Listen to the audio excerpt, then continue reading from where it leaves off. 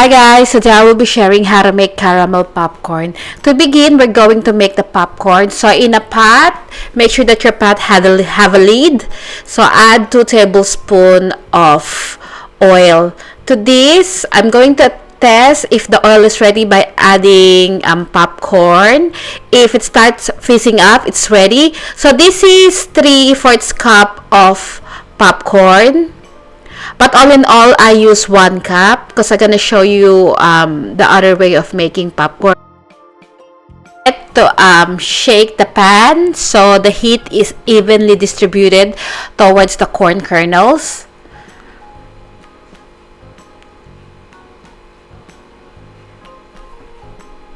As you can see, the popcorn starts popping.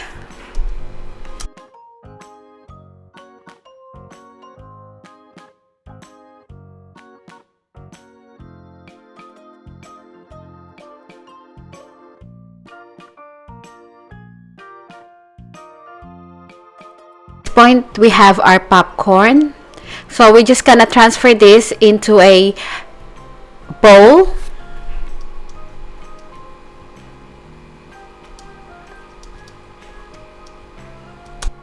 You can also use the popcorn machine. What's good about popcorn machine, you don't need oil. So all in all, I use 1 cup of popcorn.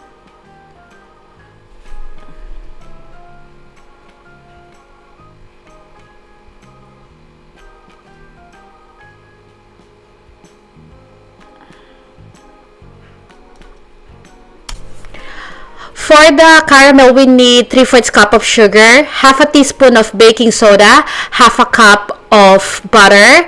You can either use honey, 2 tablespoons or 2 tablespoons of corn syrup. I choose to use honey because it's easier to find. So in a heavy base saucepan, we're going to combine the butter and the sugar and the honey as well.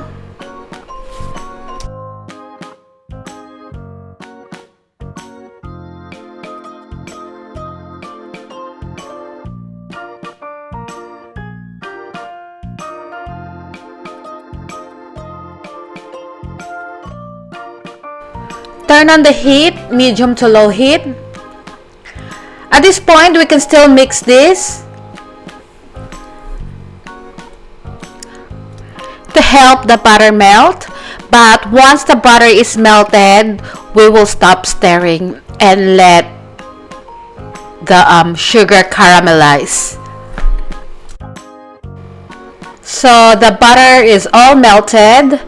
Now we will cover this with the lid of the pan so the steam will prevent the sugar from crystallizing. But keep an eye on this because we don't want the sugar to burn. So the sugar is starting to get the amber color, so I'm gonna watch this closely. And once I get the right color of my caramel, I'm gonna turn off the heat. So it's up to you how dark you want your caramel to be, but keep in mind, the darker the caramel is, the bitter it's gonna be.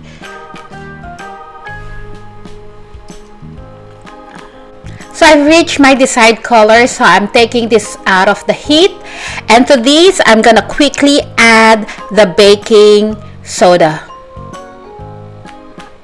and give it a quick mix. Do not overmix this or else the air from the caramel will deflate. So I divided the popcorn into 2 so I can coat the popcorn evenly.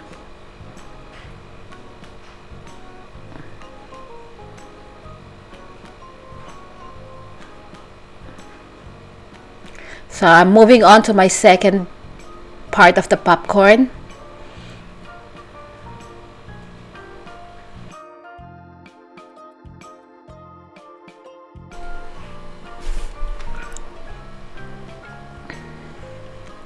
Now I'm gonna combine the 2 popcorn together and continue mixing. At this point, if you don't have an oven, you can stop here. This will taste very good, but I wanted to bake this to make the popcorn even crunchier.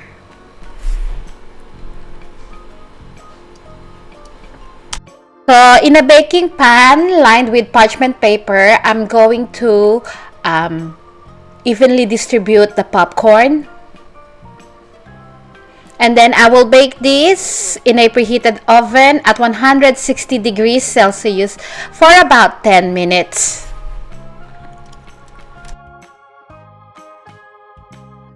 After 10 minutes, this is what the popcorn looks like. I will just break it up a little bit, and then I will put it back in the oven again at 160 degrees Celsius for about 8 minutes. So you have to bake this twice. So first bake it at 10 minutes and then take it out, break it up a little bit, and then put it back in the oven for another 8 minutes.